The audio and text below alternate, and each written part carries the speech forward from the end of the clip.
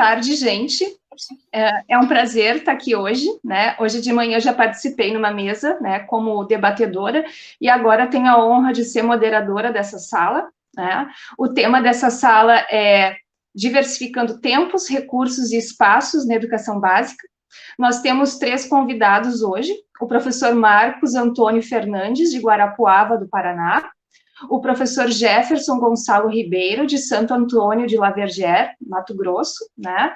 E nós temos um outro professor, né, Kobiete Beinari Carajá, de Luciara, Mato Grosso, que, por enquanto, por dificuldades técnicas, ainda não conseguiu conectar a sala.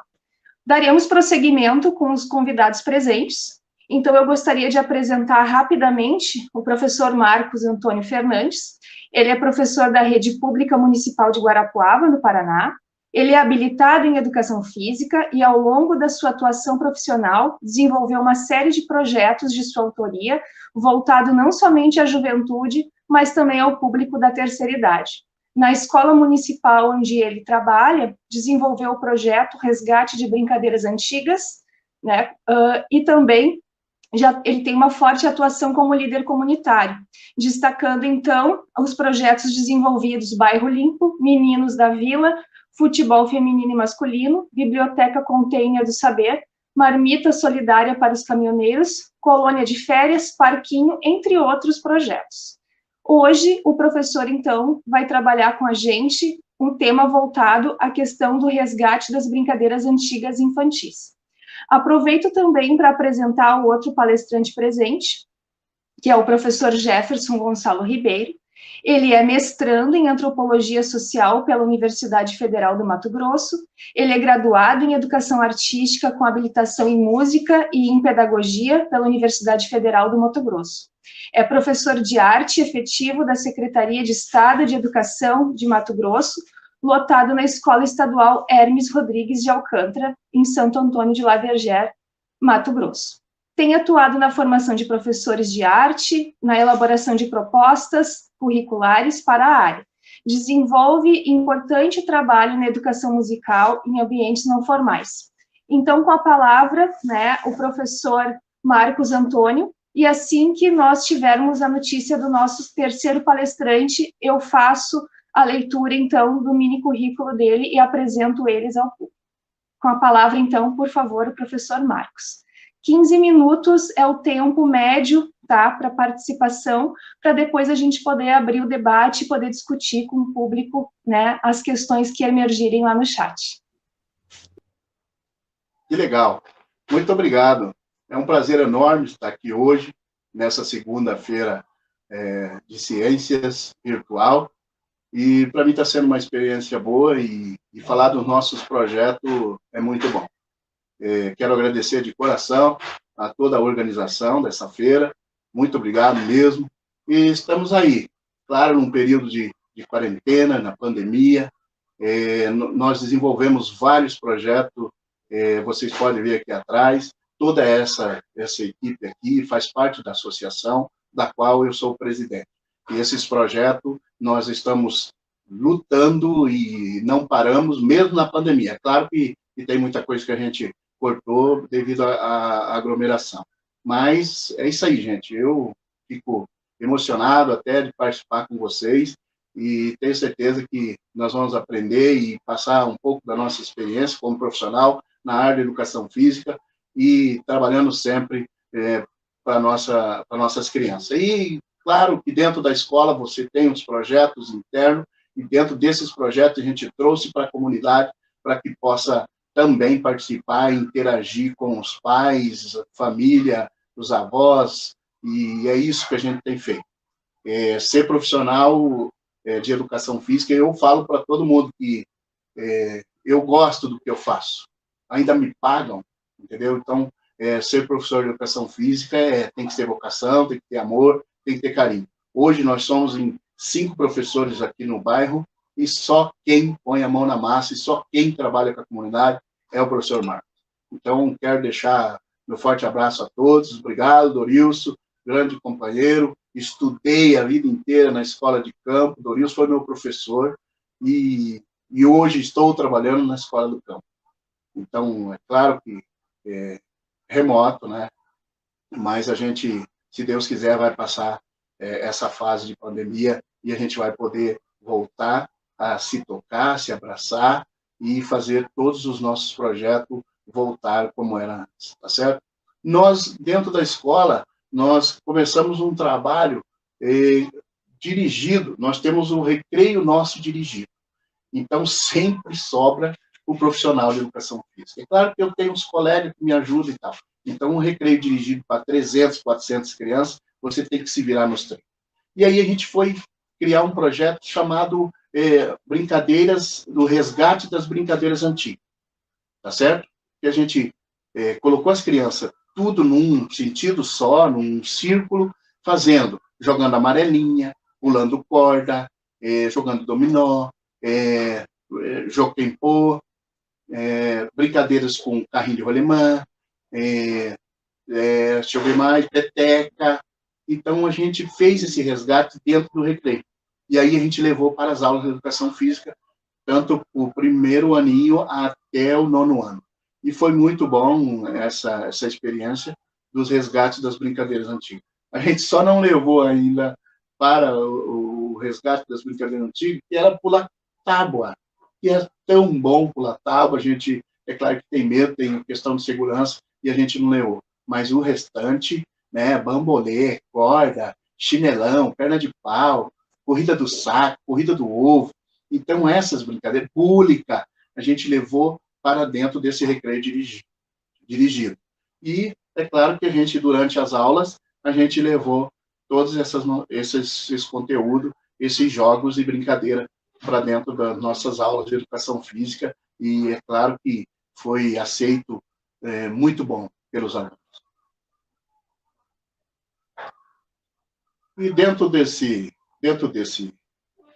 contexto, a gente preferiu chamar os pais para que eles participassem com o seu filho nesse projeto. E dentro da escola, primeiro momento, e depois, o segundo momento, fora da escola, que é na comunidade.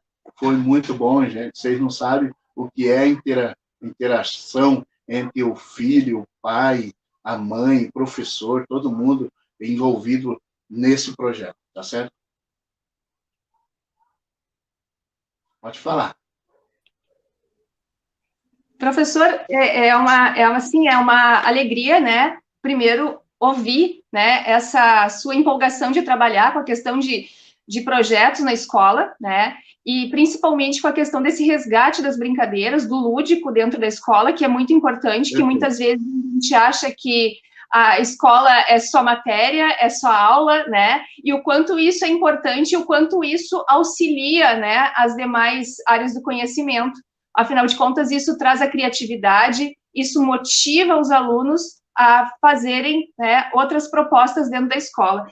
Pensando um pouquinho no seu trabalho, né, e assim, querendo, né, puxar um pouco mais de assunto para saber um pouco mais desse seu trabalho, né, voltado para a questão da Feira de Ciências, enquanto eu lhe escutava, eu pensei um pouquinho aqui, esse seu recreio dirigido do 1º ao 9º ano, os alunos, né, eles tiveram alguma participação na escolha dessas brincadeiras? Eles fizeram alguma pesquisa? Como é que surgiu essa infinidade de brincadeiras? Da onde surgiu essa lista? Ótimo, ótimo, ótimo. Então, a gente escolhe, por exemplo, um líder da turma, e aí a gente faz a reunião com os líderes, a gente elabora todo o sistema de brincadeira. Claro que o professor é o mediador, mas eles vão... a minha ideia é que eles resgatem mesmo o que o pai, o que o avô, o que o tio jogou. Então, aí, nós fizemos esse resgate. Fizemos uma listagem e aí a gente colocou em prática. É claro que cada líder da sala teve a sua participação, teve a sua ideia, teve o seu momento, e foi muito legal, porque não foi um projeto meu, um projeto de todos, entendeu? E aí a gente sentou com os professores e a gente conseguiu realizar, e ficou muito bacana, e aí a gente deu continuidade na escola inteira e até levar para a comunidade.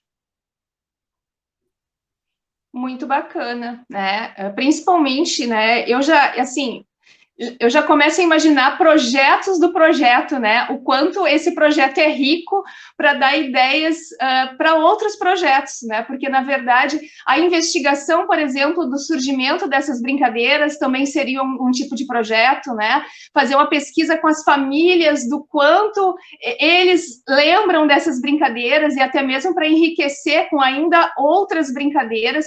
Então, realmente é um projeto muito rico e eu acredito que tenha tido um envolvimento muito grande dos alunos, certo? Eu vou passar a palavra agora para o próximo professor e nós voltamos depois para discutir um pouco mais o seu projeto. Pode ser? Legal, estamos aí. Certo, então. Então, agora eu passo a palavra para o professor Jefferson, para ele falar um pouquinho a respeito do projeto dele. Hoje, então, o tema da nossa conversa vai ser sobre a formação de professores de arte e a elaboração de proposta curricular para a área. Tratar, então, sobre os percursos etnopedagógicos do projeto social de educação musical, uma etnografia da performance musical. Com a palavra, professor. Boa tarde, obrigado. Em primeiro lugar, eu queria enaltecer a iniciativa do professor Dorilson, pelo esse brilhante evento. Desde manhã eu estou absolutamente encantado com a qualidade das intervenções que a gente está tendo aqui nessa Feira de Ciências. E fazer uma correção, que a culpa é minha, porque no Lattes eu não corrigi, eu estou lotado atualmente na Escola Leônidas de Matos. Assumi as aulas de artes lá agora este ano. Eu, na verdade, não vou fazer um relato de experiência propriamente dito, mas eu quero trazer algumas categorias de reflexão que surgiram a partir da nossa prática frente à Associação Arte Cidadã de Santo Antônio. A associação ela surgiu em 2002, então ela já está caminhando para os 20 anos de existência, depois de um período de informalidade, ela se tornou uma ONG, né, uma associação com caráter jurídico já a partir de 2013. Talvez uma primeira pergunta que a gente precise fazer, que a gente fala de projeto social, nos parece algo muito óbvio, mas a primeira pergunta talvez seria essa, né? Que tipo de sociedade necessita de um projeto social, né? E quando a gente olha para esses projetos sociais, as demandas quase sempre recaem ou na cultura, ou na arte, ou nos esportes, e raramente, embora pelas colocações que a gente ouviu da manhã, também poderia ter na área de ciência, mas a gente não conhece muito essas experiências. Exatamente naquelas áreas onde o poder público talvez mais tenha negligenciado, que provoca a sociedade a uma reação e a criar espaços alternativos, muitas delas não formais, para suprir, de alguma forma, uma carência social, né, com ênfase na arte ou com ênfase na cultura. Então, talvez aí está um dos problemas, que o início de um projeto social, ele nunca tem um caráter pedagógico ou metodológico, né? O que provoca a existência de um projeto social é sempre uma reação ética a um determinado contexto social excludente ou de carência. E as iniciativas vêm no sentido de suprir esses espaços de abandono, de ausência de políticas de Estado. É claro que se a gente vivesse numa sociedade ideal, em que o Estado realizasse aquilo que cabe, né, na oferta de educação formal, de acesso à cultura, à arte e ao esporte, né, a uma educação mais ampla, talvez a gente não sentisse tanta necessidade de projetos sociais, ou eles seriam mais específicos, defendendo causas mais específicas. Então, esse é um primeiro problema, né? A gente começou a Associação Arte Cidadã a partir de um incômodo ético, e a gente não sabia muito bem como é que isso ia se dar, né? As aulas, vamos dar aula de música, porque eu tenho formação musical, porque minha esposa tem formação musical, e como é que isso vai se dar? Então, a gente vai, no fundo, a partir de uma intuição, buscando uma forma de trabalho que não é escola, então, que não tem uma estrutura formal, curricular, em que as relações não são avaliadas com resultados, com resultados que são mensuráveis, como nota, alguma coisa assim, mas qual é, então, as preocupações que começam a surgir no percurso, né? A gente abre o projeto, começa o trabalho pedagógico com crianças e adolescentes de educação musical e os problemas começam a aparecer, ou as provocações dessa realidade começam a vir à tona. Talvez um primeiro aspecto, uma primeira categoria importante que chamou muita atenção diz respeito à organização do espaço, né? A gente tem a convicção hoje que o espaço onde se dá, onde acontecem as relações, não são travadas as relações de ensinar, aprender, elas têm um caráter performativo. O que eu quero dizer com isso, né? O tipo de espaço, ele acaba por definir a qualidade das relações, ou acaba por definir os papéis que devem ser assumidos dentro daquela situação. Então, se a gente tem um tipo de espaço, como é a escola, profundamente hierarquizado, profundamente formalizado, né, um atrás do outro, professor na frente, os papéis estão definidos hierarquicamente, e os sujeitos, ao entrarem naquele espaço, assumem imediatamente o papel que dela se espera. A gente costuma brincar que professor, quando muda a relação, né, e ele passa a ser aluno, né, vai fazer um curso de pós-graduação, vai fazer um curso de atualização, ele imediatamente assume as características de aluno, né, as brincadeiras, ele não se sente responsável pela condição do processo, pela condução do processo. O espaço, ele determina esse tipo de relação que a gente estabelece. Então, como deserquizar o espaço de forma que a gente crie relações mais igualitárias.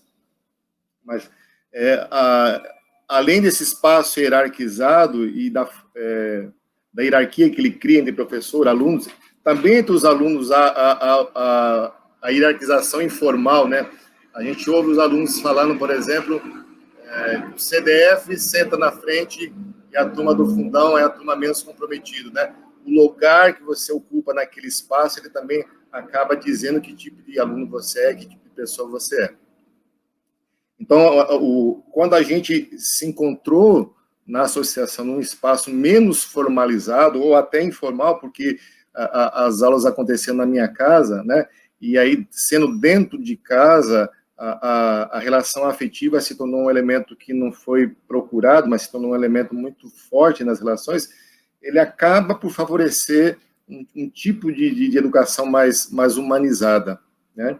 Entra a desestruturação do espaço escolar, um espaço mais informal, mas entra a questão do afeto, num ambiente que lembra muito mais uma roda de conversa do que propriamente um espaço de educação formal. Ou chamemos de um espaço com uma formalização dinâmica, né, em que esses lugares não estão tão definidos que eles possam ser modificados de acordo com aquilo que vai ser trabalhado. É claro que esse espaço ele acaba determinando também a qualidade das relações. Num projeto social, as relações elas são tão importantes quanto aquilo que se quer ensinar, né?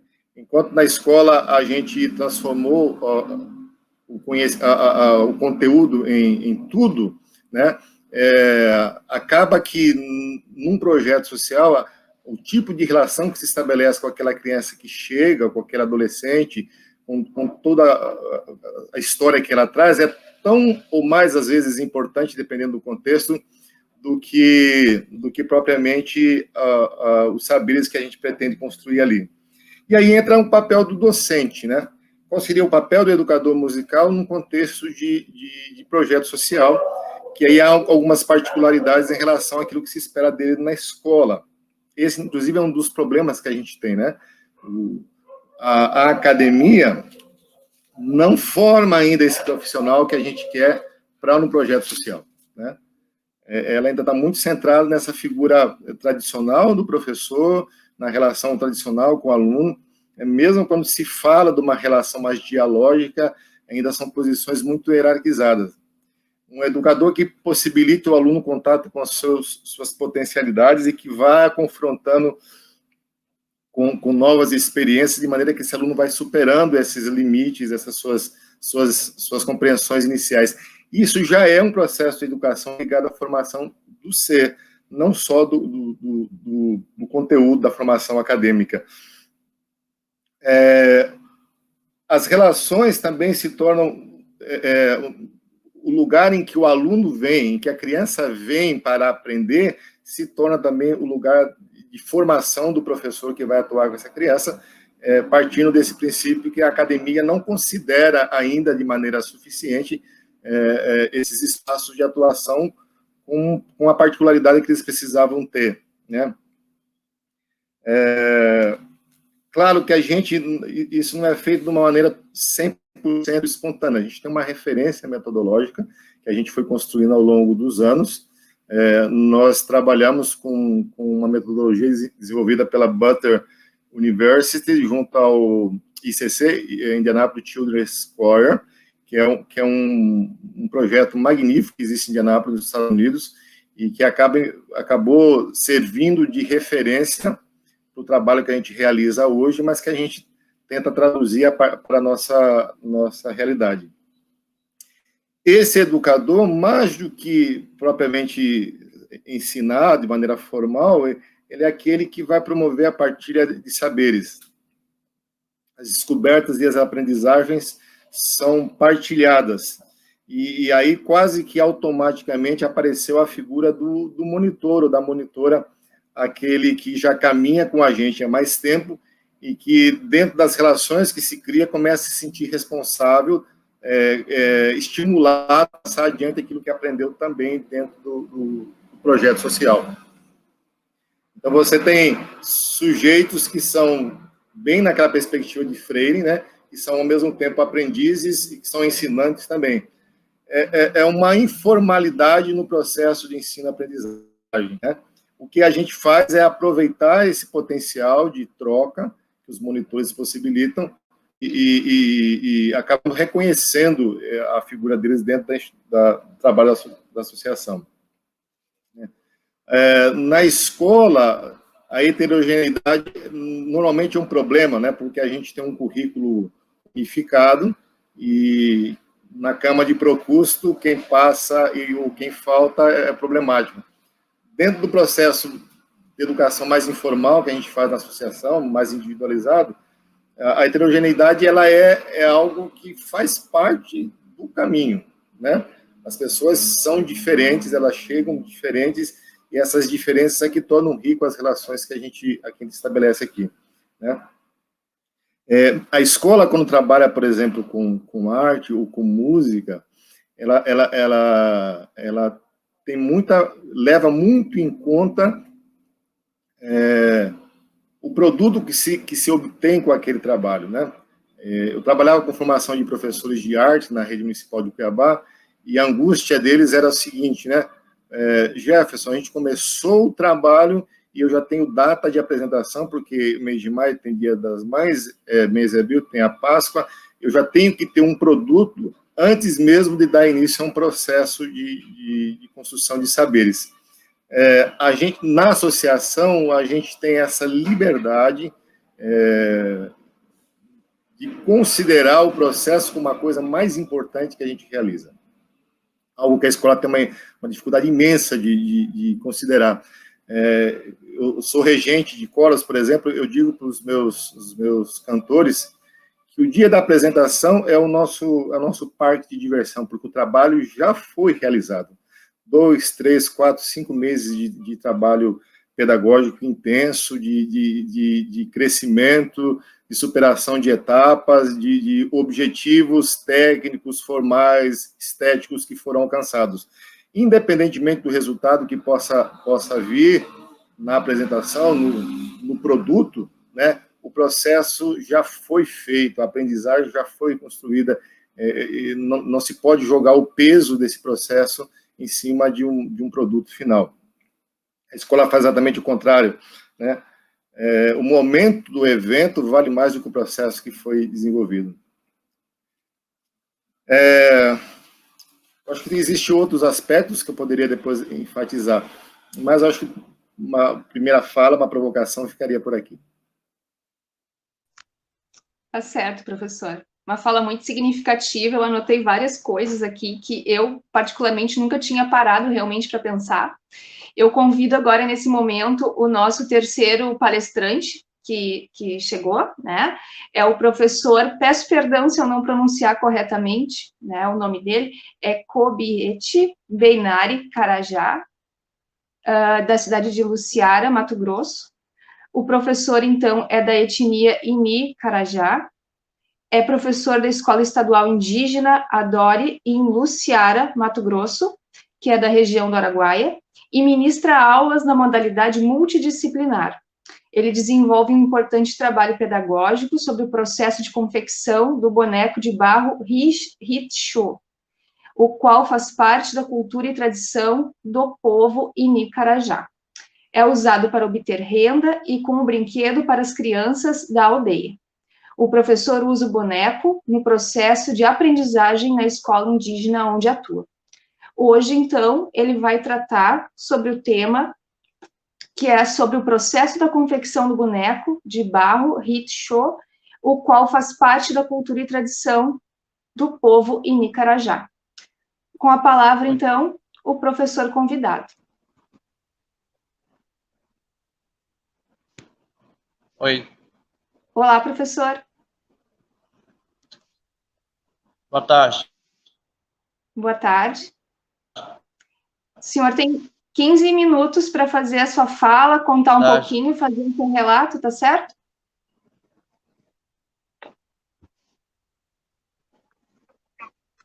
Sim.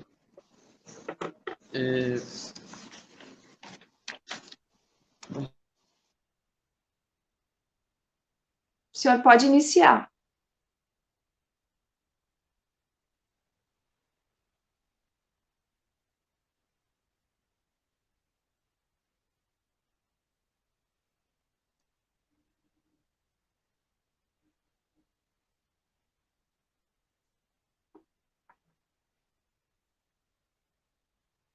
Eu não sei se o professor está com dificuldades técnicas. Mônica, se você quiser ir dando continuidade ao debate, aí quando ele entrar eu coloco ele novamente, porque eu acho que teve uma pequena dificuldade aqui com a internet. Tá certo, então. Então, nós prosseguimos com os outros dois professores e assim que ele puder fazer parte, então, da roda, a gente insere ele, tá certo? Então, professores, as falas de vocês foram bastante ricas, né? E assim, vários pontos convergentes, principalmente na questão... Estou tentando aqui, porque eu acho que meu rosto fica cortado. Estou aqui tentando me achar. Quando eu me ajeito de um lado, eu perco do outro. Professor? Boa tarde. Boa tarde. Falhando um pouco aqui. O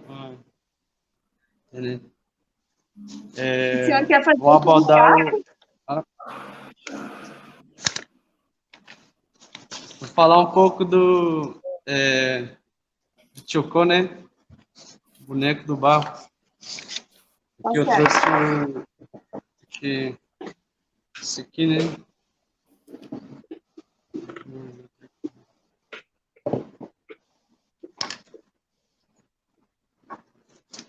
Azrichocó as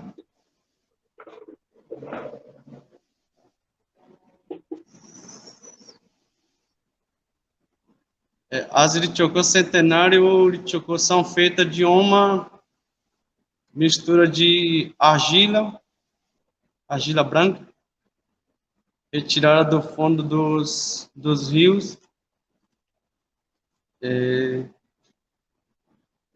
e do cinza da seca massados, uma árvore que tem madeira muito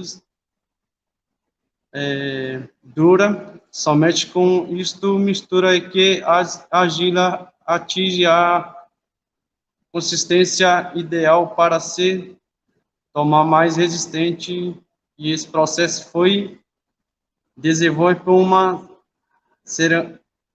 ceramista do tribo Carajá.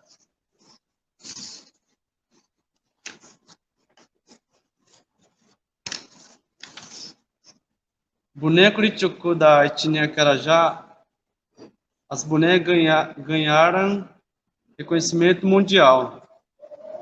O processo de confecção das peças como um patrimônio imaterial da cultura brasileira. O reconhecimento feito pelo Instituto do Patrimônio Histórico Artístico Nacional, em 2012, né? E conhecemos um patrimônio histórico, né? Ou das bonecas antigas dos seres míticos, cosmológicos, dos bonecos ritualísticos e das bonecas modernas.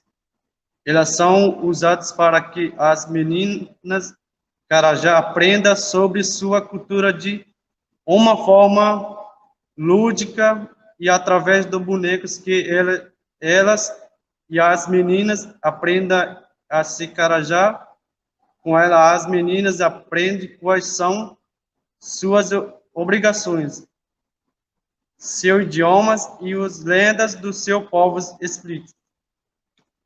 As bonecas antigas são as mais simples e não têm braço nem perna. O grupo dos seres míticos e cosmológicos e composto por bonecos mais elaboradas que, na maioria das vezes, são as representações lendas do povo Carajá. É isso que é a minha fala, né?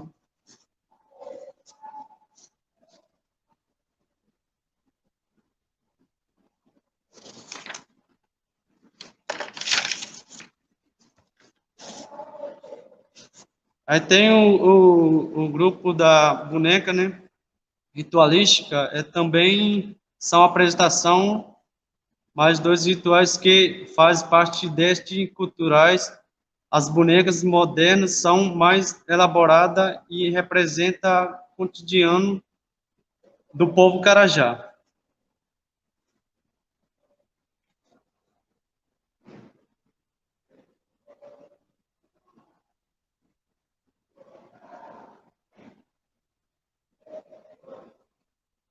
Tem alguém pergunta aí?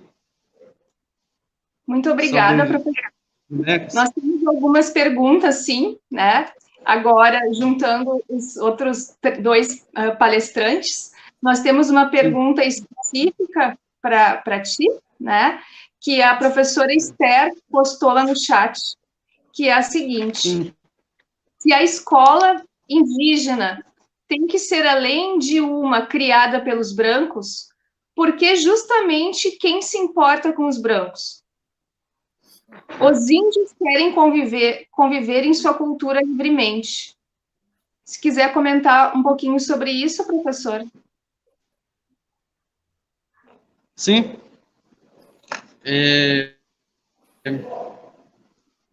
Nós, primeiros, a alfabetização, né,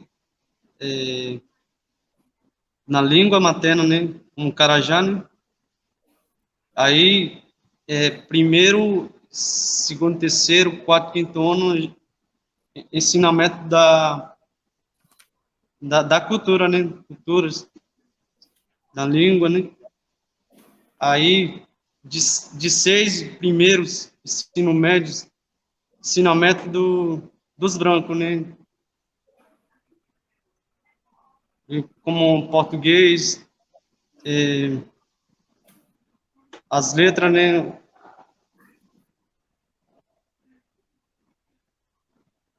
Certo. Os outros palestrantes gostariam de comentar também a questão do ensino da cultura indígena, fazer algum comentário?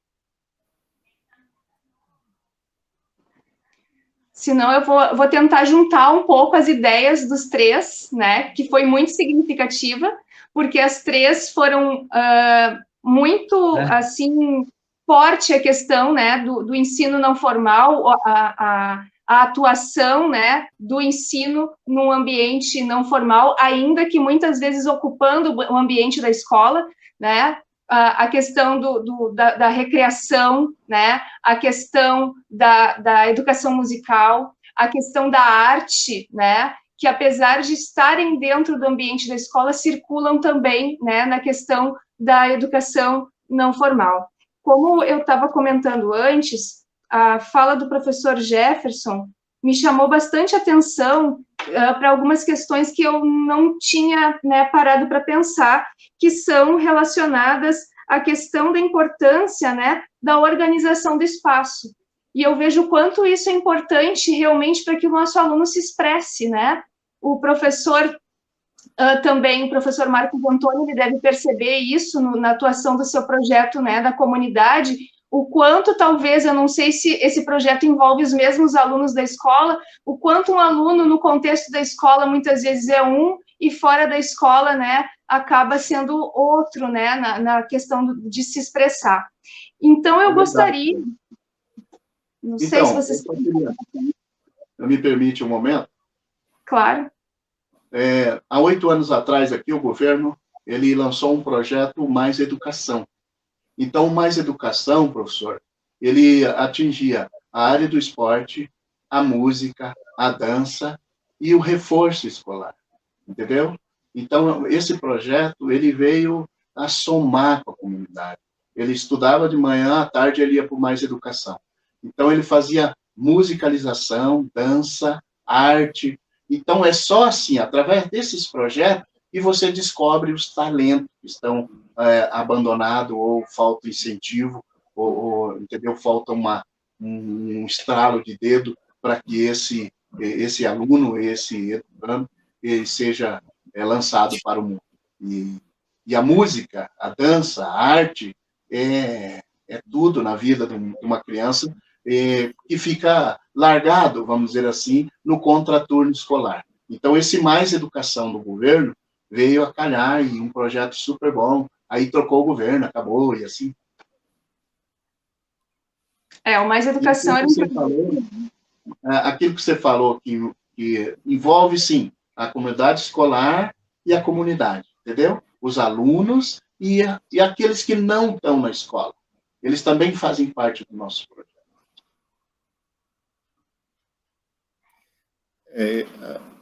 Nós da área temos, às vezes, uma perspectiva um pouco crítica desses projetos que são implantados na escola. Primeiro que a gente não é ouvido, esse é um primeiro problema, né? Esses projetos, eles são formulados no âmbito de uma secretaria e os professores que têm formação específica na área, que fazem parte da rede, não são ouvidos. E depois eles são oferecidos sempre fora do contexto do trabalho curricular formal. Por exemplo, eu sou professor de arte e o professor que desenvolve o trabalho no projeto não tem relação com aquilo que eu faço com meus alunos em sala de aula. Eu trabalho com música em sala de aula, mas o projeto ele é desvinculado completamente do trabalho que eu faço no caminho, no percurso que eu estou traçando. E normalmente são professores contratados, a maioria deles sequer com formação específica nas áreas de atuação. O que para nós seria muito mais interessante que se abrisse concurso para áreas específicas da docência, né? Quer da música, quer do esporte, quer das artes visuais, quer da dança, né? E esses professores efetivos de carreira desenvolvessem um trabalho mais significativo, né? E acaba que, acho que uma outra característica dos projetos é essa, né? Os alunos se aproximam ou por uma questão das relações que estabelecem o sentido de pertença a um grupo, né? Porque eu vou no projeto, começo a levar outras crianças, né? Ou pelo desejo de aprender. Então, já é uma premissa diferente daquele de ir à escola, né? Eu vou à escola porque eu sou obrigado a ir à escola, né? Meus pais... existe um consenso social que todo mundo tem que ir na escola. Agora, ir ao projeto, sobretudo quando o projeto é desvinculado da escola, ele tem um outro tipo de motivação, né? Isso, por si só, já determina bastante a qualidade do trabalho que se faz lá.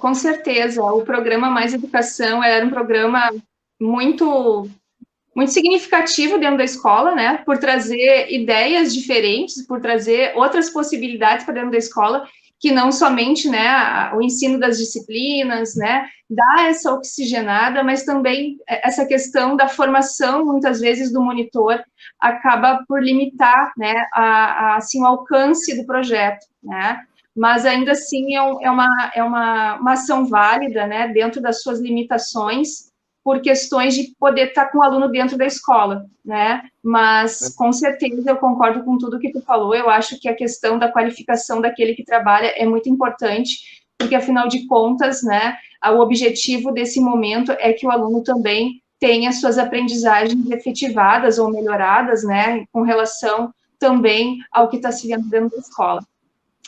A minha dúvida, assim, né, para puxar também o que vocês fazem e contextualizando com aquilo que a gente está vivendo, né, é inevitável a gente falar na questão da pandemia, né, é inevitável a gente não pensar na questão desses projetos tão importantes pelo envolvimento do aluno. Eu gostaria de perguntar para vocês dois, né, como que se deu o prosseguimento desses projetos que vinham sendo feitos, né, de forma presencial até agora. Eu acho que esse mês, né, a nossa quarentena está fazendo aniversário, mas até fevereiro do ano passado, então, que vocês fizeram ao longo desse ano para tentar engajar os alunos, para tentar motivá-los, né? Eu não sei se o projeto de vocês deu uma pausa ou se permaneceu. Se permaneceu, como vocês fizeram para motivar os alunos para que eles não se perdessem ao longo do caminho? Não sei quem dos dois gostaria de responder, senão a gente pode seguir a ordem, então, de primeiro o professor Marcos, pode falar um pouquinho, e depois o professor Jefferson. Então, como nós lançamos o projeto Biblioteca Container do Saber, e sem falar nas escolinhas, Meninos da Vila, Meninas em Campo, e estava todo vapor, sabe? Nós tinha criança à vontade, e a gente tinha uma mega de atividade com eles para ocupar mesmo a mente. Mas quando surgiu os decretos, né, porque a gente tem que respeitar, e se não respeitasse aí, tinha questão de multa e tal, então a associação resolveu, então, dar um tempo, né, mas sempre conversando com a comunidade a respeito que vai voltar, que pode isso, que pode aquilo, mas sempre respeitando as normas do decreto.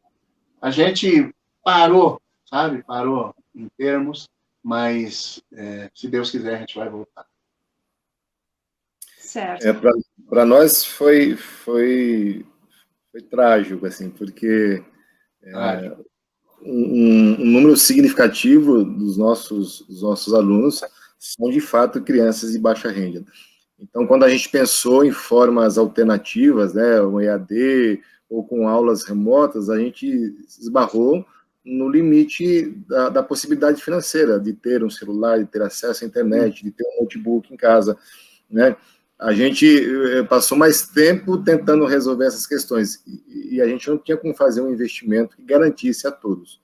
E a gente viveu um dilema muito sério, porque a questão era atender aqueles que podiam e criar uma distinção, né? Aqueles que podem, são economicamente mais favorecidos, continuariam tendo a aula, e a maioria, os que não podem, não têm acesso, não teria aula alguma. Então, a gente viveu um dilema ético muito, muito forte, né? E, por um tempo, a gente decidiu de parar mesmo, né? Aguardar como é que as coisas iriam, uma questão de equidade. Hoje de manhã se falou tanto de equidade, né? Mas agora a gente está procurando formas alternativas que têm um custo, né? De gravar material, produzir material para que a criança possa, em casa, continuar. Não é a mesma coisa, mas é mantê-la em contato, mantê-la no processo que ela vinha caminhando, né? É sempre ainda uma forma muito, muito amadora, né? Muito, muito pobre ainda daquilo que a gente poderia fazer, né? A gente vislumbra. Mas o que a gente entende é que não como correr disso, né? A gente não vislumbra a médio prazo a resolução dessa questão, né? A gente está vendo o drama das vacinas, então a gente vai ter que investir um esforço, né, e recurso para tentar entrar nessa onda da aula remota, da assistência, do acompanhamento da criança à distância, porque a gente não vê como fugir disso. Exatamente. A gente também no sistema de vídeo, né, de aulas impressa. Na minha área de educação física, a gente grava os vídeos e manda para eles na via WhatsApp, e aí eles executam o que o professor está pedindo e manda de volta, e é assim que está sendo a nossa aula.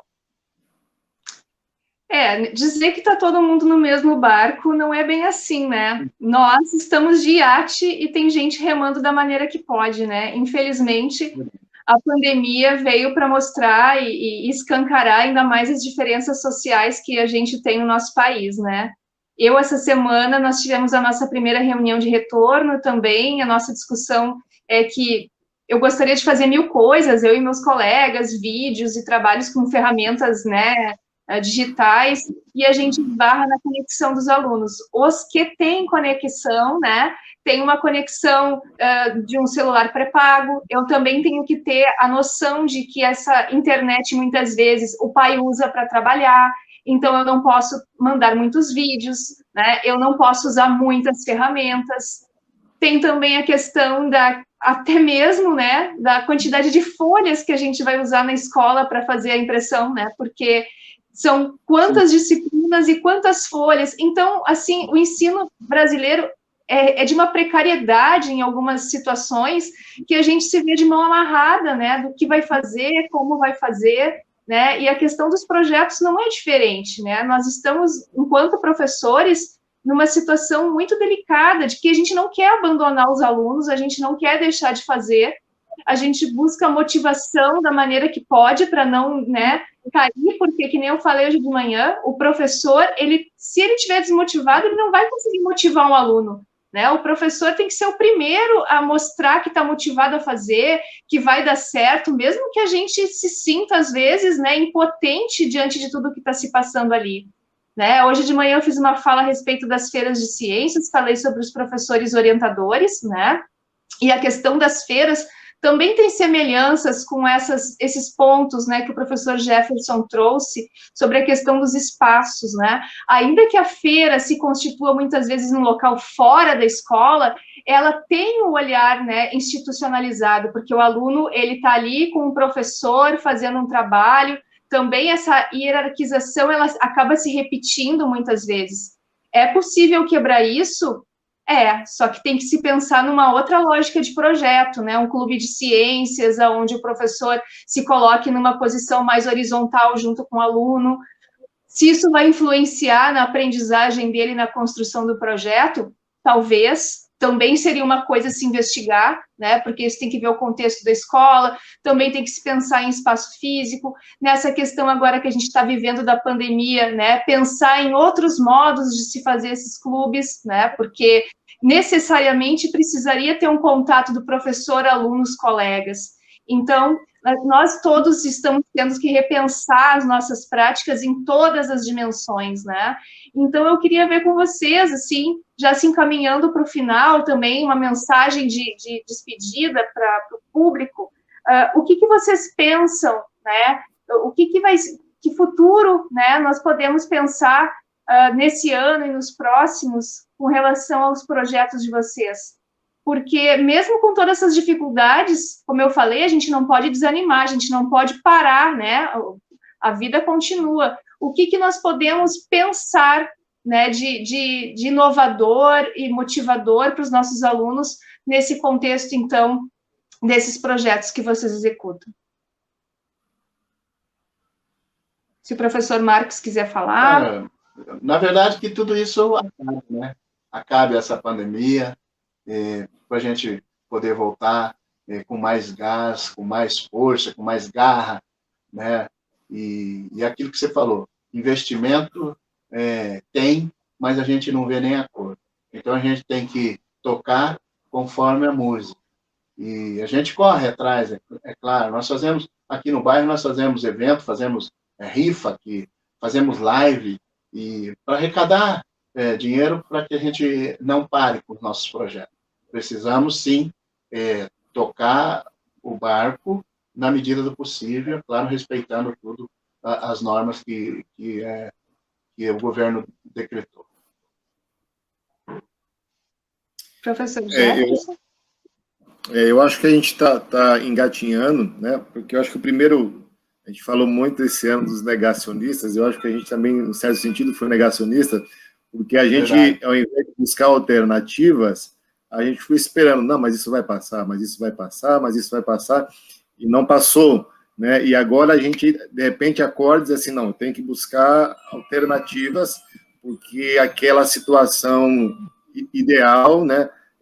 A gente não vai ter isso tão cedo, e mesmo depois, imaginando uma situação em que a pandemia passe, né, esses elementos que a gente está incorporando agora, da aula remota, dos vídeos, eles vão permanecer, né? Eu acho que não tem mais como a gente simplesmente virar a paz e dizer assim, a partir de agora a gente volta à relação anterior que a gente tinha, e esses elementos são coisas do passado, né? Então, eu acho que é um aprendizado que a gente vai ter que fazer, né? É algo que a gente está muito preocupado nesse sentido agora. Perde-se muito, porque eu falei bastante sobre a qualidade das relações, né, desse papel do aprendizagem do aluno que se inspira, que imita o professor, não só naquilo que ele faz, a parte também do ser, né? Nós temos essa dupla mediação agora, que é do professor, da tecnologia, até chegar ao aluno, né? Como a gente aquecer essa relação, que ela não fique simplesmente numa videoaula, né? Mas que a gente possa, de alguma forma, incorporar esses mecanismos que a gente está tendo que utilizar agora de uma forma mais humanizada. Esse eu acho que é o grande desafio da gente, né?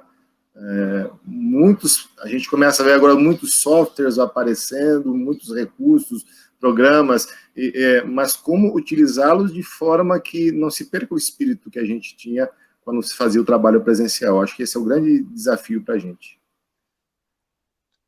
Aproveitando, professor Jefferson, surgiu agora aqui no chat uma pergunta para o senhor. Professor Jefferson, é do Arinaldo Gonçalves de Queiroz. Professor Jefferson, nesses 19 anos de projeto Arte Cidadã, como você vê as contribuições do projeto para a formação humana das crianças e adolescentes de Santo Antônio de Lavagem? Esse tem sido um grande debate no meio acadêmico, quando a gente fala dos resultados, né?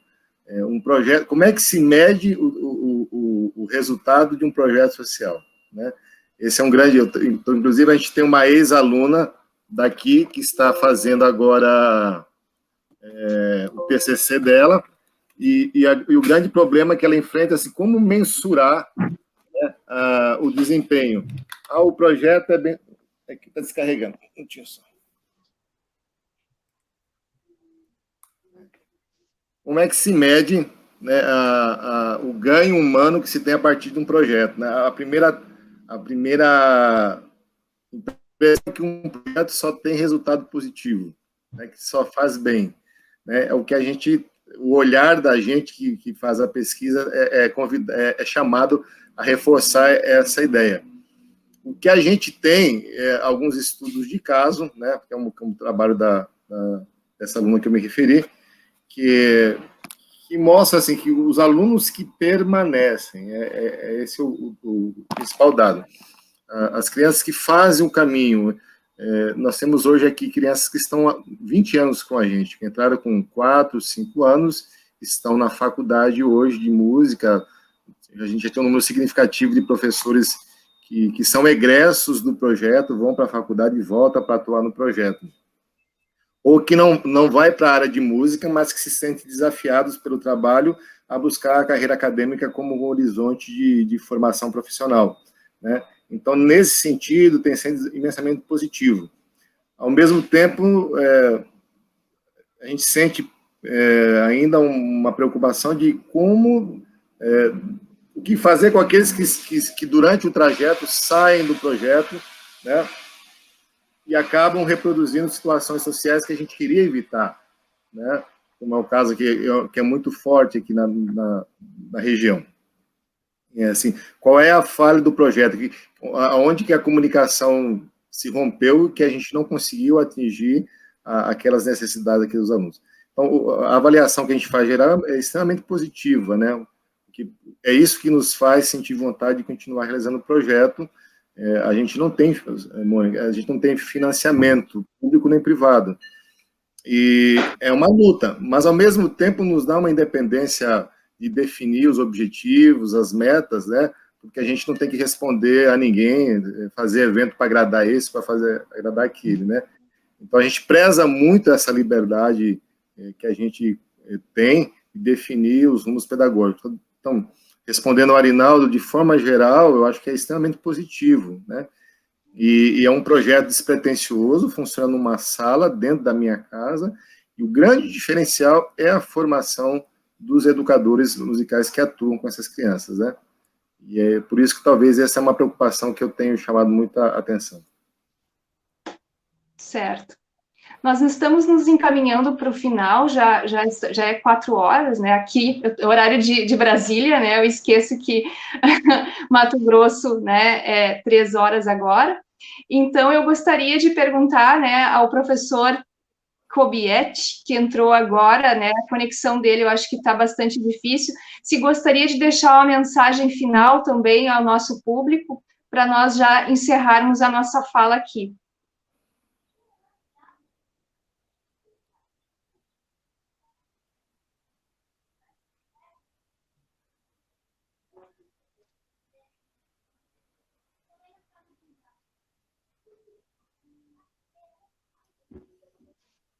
Não está dando para ouvir, professor. Eu acho que seu microfone está no mudo.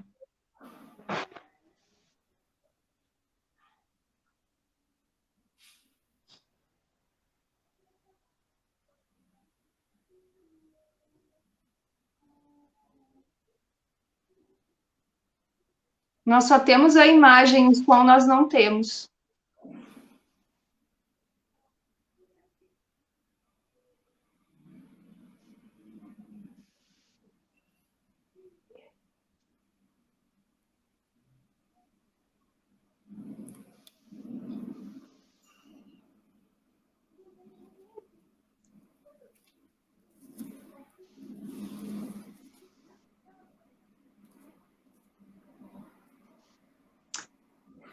Professor, infelizmente a gente não está lhe ouvindo, então eu vou fazer um encerramento em seu nome também, e dos outros participantes, do Marcos e do Jefferson, agradecer imensamente a participação de todos, né?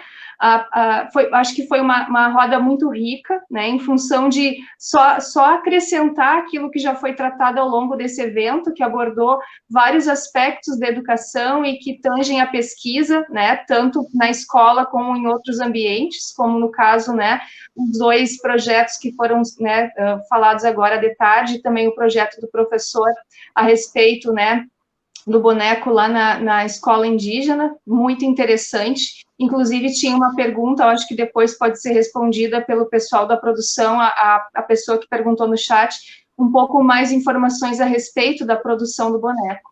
Então, eu peço, né, a coordenação, então, né, dar como encerrada, né, essa nossa roda de conversas, com muito êxito, né, e meus agradecimentos ao evento e aos participantes dessa tarde. Muito obrigada.